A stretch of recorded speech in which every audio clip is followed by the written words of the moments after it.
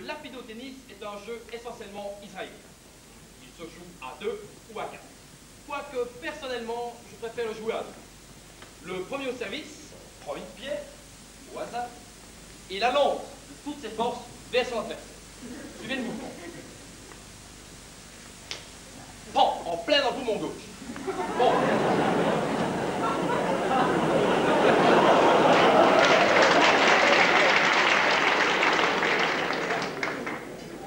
S'il fait mouche, c'est qu'un. Vous comprenez ça? Suivez. Attends-moi. Je recommence. Je prends une pierre, je la lance de toutes mes forces vers mon adversaire. Bon, le poumon droit. C'est toujours mouche, évidemment. Mais maintenant, c'est 30, puis 40, puis jeu, puis 7, puis match. Enfin, selon la coriacité de votre adversaire. Dites-moi, monsieur Delière, j'ai appris que vous invitiez régulièrement de jeunes esclaves à jouer avec vous le jour du Shabbat, après la prière de 8h30. Mais je me suis toujours demandé si quelqu'un d'autre que vous pouvait gagner ce genre de joute. Sans conséquences néfastes, bien entendu. Mais vous savez, l'important en tant que participer, qu'il gagne ou qu'il perde, il a autant de chances que je ne fasse disparaître. Définitivement. Tiens, dis, tu explicites ton système d'élimination? Mais puisque ça vous intéresse, je vais vous montrer un truc infaillible. Tenez. Ça me remet mon enfance en mémoire. Ce sera légèrement insuffisant, monsieur. Vous avez vu? Ma quête de pieux. Bon, moi, c'est pas tout ça, hein, j'ai le gosier sec. Théo! Théo!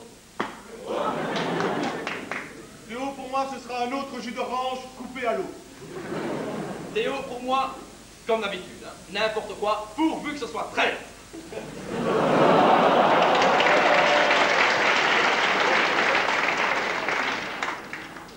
Vous prendrez bien une gamelle de cacao chaud. Pour moi, de l'alcool, hein, bien sûr. Je suis pressé, mais je prendrai bien quelque chose. Pour le moment, je vais aller chiller. Vous me mettrez un jus de tomate avec beaucoup de sel de céleri. Je vous en prie, mademoiselle. Non, non. Dis, Lousberg, si tu trouves pas de chaise, va en chercher une, hein. Messieurs, maintenant que mon adjoint se taille, je vous rappelle l'objet de notre cas. Mabarzek, Mabardi, se prend pour le Christ. Il est persuadé qu'il peut faire des miracles. Le problème, c'est de se faire du pognon avec ces miracles. Vos suggestions? Là, j'ai peur de me répéter, mais je proposerais quand même la multiplication des blocs, ça me paraissait bon. Moi, j'avais pensé à la création d'un moteur à vieux temps.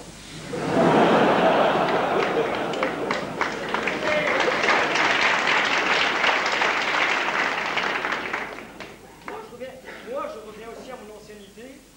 Si on changeait du pétrole en eau. Ta gueule ou je te fais un gosse, bordel! Mais on gagnera jamais de but comme ça, hein! Ce qu'il nous faut, c'est du pognon, du flouze, du pèse!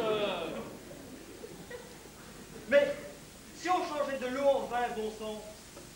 Mais c'est une très bonne idée, ça! Et puis ça ferait un très bon miracle pour Mabardi. C'est quand même bizarre que personne n'y ait songé plus tôt. Mais justement, j'y pensais. Ça me paraît une très très bonne idée, ça. On va apporter à Mabardi une amphore d'eau transparente, l'eau, et non pas l'eau, l'amphore. On va le persuader de la transformer en vin, l'amphore, à l'amphore d'eau. Pendant ce temps-là, subrepticement, comme d'habitude, en trade, je donne un produit, mais dans l'eau qui est dans l'amphore. Et je ferai ça selon une recette que m'a expliqué un alchimiste de mes amis. Grandet, vous connaissez? Sans vouloir vous couper, j'irai même beaucoup plus loin. Ce vin, on pourrait le vendre, et très cher, pensez-vous, le produit d'un miracle. On pourrait l'appeler le Vinci. Oh non, le Stévin! Non, non, non, moi j'ai vu.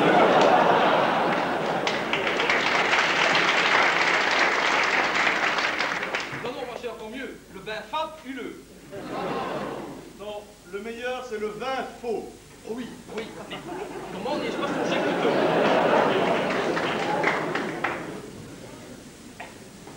Si on faisait des publicités aussi. Oui, on préfère des pubs. Ne buvez plus du vin antique, buvez du vin authentique. Et les gars, à mon sablier Ben Saïd, il est exactement l'authentique. Buvons. Un coup de pont, vin faux, et on succombe. Un goût étrange, venu d'ailleurs. On est encore en train de joser pour des queuties ici. Concertation, décision et action. Et concision.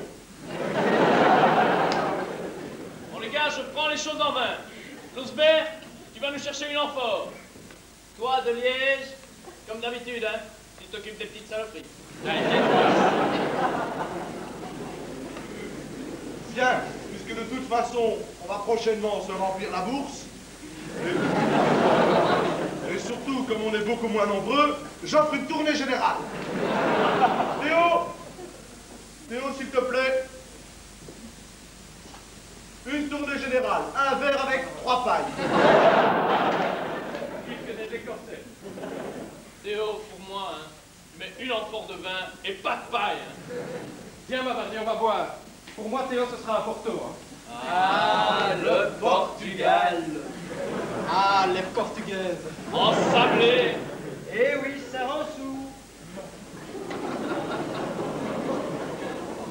Ça fait quand même un drôle d'effet de se retrouver face à face to face, avec le Messie. Mavardi, raconte-nous une parabole. Ah oui. Mavardi, une parabole. Mavardi, une parabole. Vraiment, je ne sais pas si je dois. Tu mec, ne peux pas prier, hein. Bon. Un maître devant s'absenter, il réunit ses 3 serviteurs autour de lui et leur donna à chacun 5 tonneaux. Puis, le maître s'en alla. Lorsque le maître revint, il réunit à nouveau ses serviteurs autour de lui et leur demanda de régler leur compte barre. Le premier s'avança et lui dit « Maître, tu m'avais donné 5 tonneaux, mais je n'avais pas de pompe, alors je te les rends. » Le deuxième lui dit « Maître, j'en ai fait un exercice intégré sur la surface mouillée du tonneau incliné lorsque le navire coule. »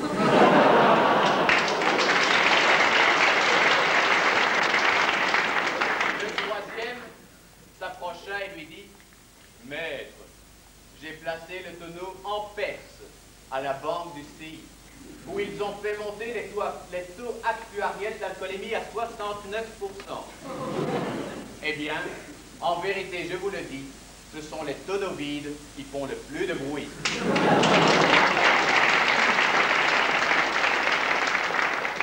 ne comprends rien à cette histoire. Enfin, t'es pas mon vieux, tu comprends jamais rien.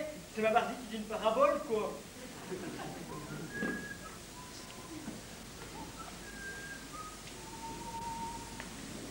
Je vous salue, monsieur de Croc, plein de grâce.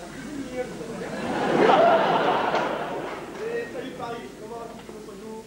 Dis-moi, n'est-ce pas là le fameux Jean-François Mavardi qui, paraît-il, lors d'un miracle, aurait essayé vainement de rendre notre ami de Liège un petit peu plus aimable? Je vous en prie, appelez-moi Paris.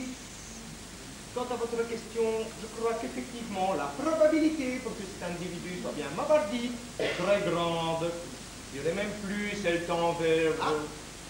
C'est bien cela, je suis très Très heureux que quelqu'un parvienne à répondre à une de mes interrogations. Pas de très rare. Dis donc, Paris, tu t'es gerbé, hein.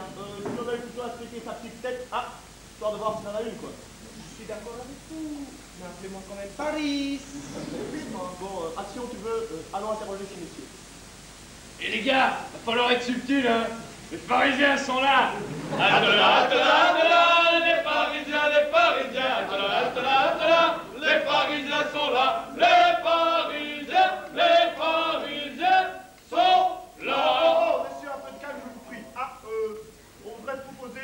petite question, là.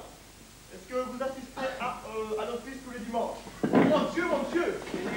Vous répondez. Présence obligatoire, bien sûr. Dis-le, espèce d'enfoiré, va chercher ton amphore, hein! La probabilité pour que cet individu ait le moindre d'intelligence envers le zéro à 100. Je voudrais savoir, est-ce qu'il y a quelqu'un ici qui pourrait me dire ce qui vaut mieux que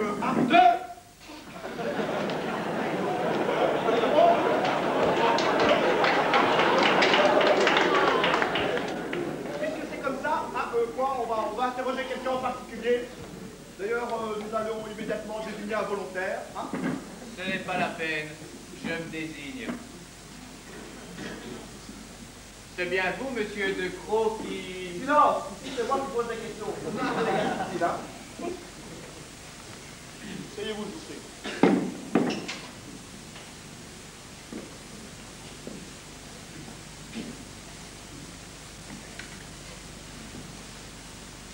Alors, question A.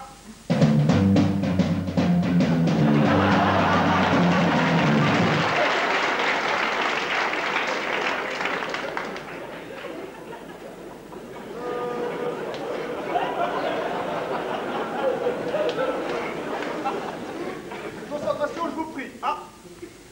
Quel est le sexe de Stredio? Opposition, votre honneur. Jean-Marie Stredio.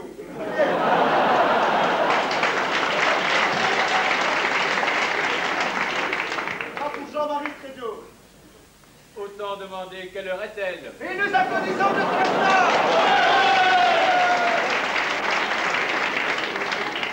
Question 2.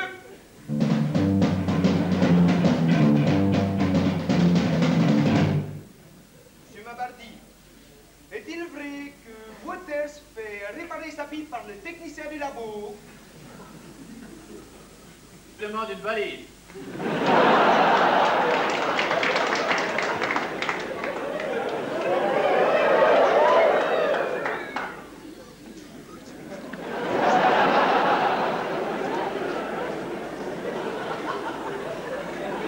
Je demande Madame Pasté, 010 41 80 80, extension 2200.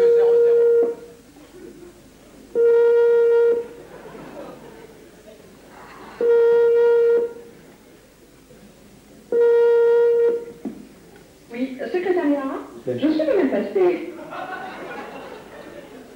Madame Pasté, venez-vous répondre à la question, je vous prie.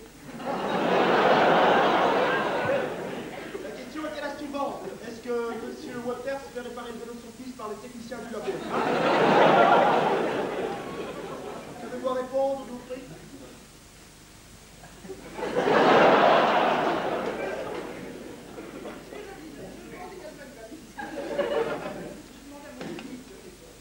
Non. Bonne réponse, madame. Vous répondez-vous oui ou non? Elle a dit oui.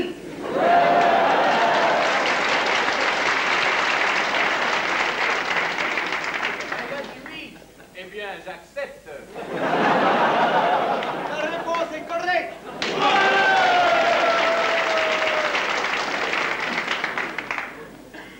Alors, question question 3.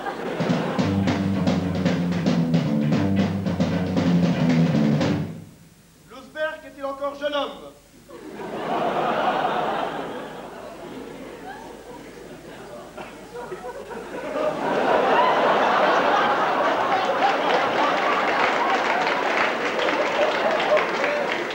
Je ne sais pas si ça compte ou si ça ne compte pas. Monsieur Despreaux, peut-on accepter ce mime comme réponse correcte? Je crois que ce sera légèrement suffisant. Question 4.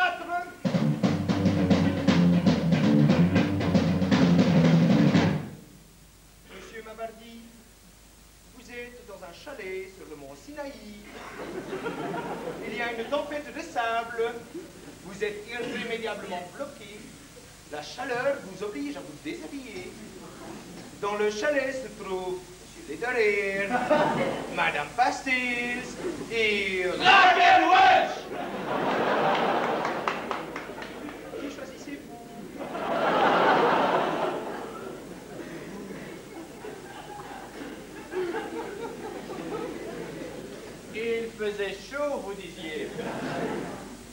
choisi la plus frigide. Draguel, wesh!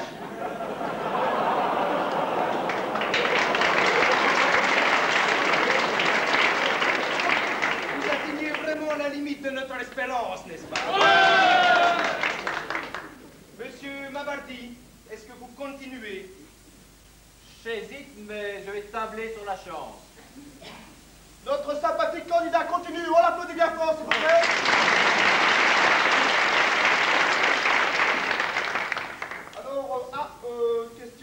Alors, question 5.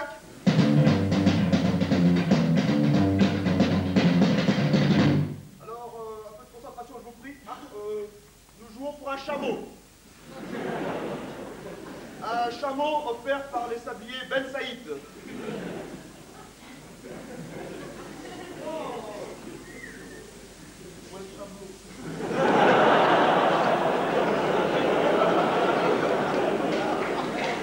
Ah, mon sablier Ben Saïd, il est exactement 19h47 minutes. Question 5.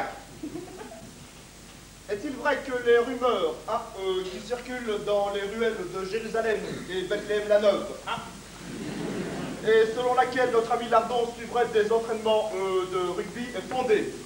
Quel enculé mondain! Mais quel trou du gland! Mais cette question est crapuleuse! Celle-là, je la retiens pour la session de juin. Il va finir par se foutre le doigt dans l'œil. Et ils vont découvrir le poteau rose. Bon, les gars, calmez-vous, j'ai un plan, écoutez. Un peu de concentration, je vous prie. Je reprends la question. Question 5. Est-il vrai que Lardon poursuit des entraînements de rugby? Vous avez 10 secondes.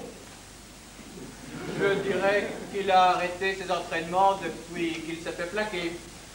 Mes fiches confirment la réponse.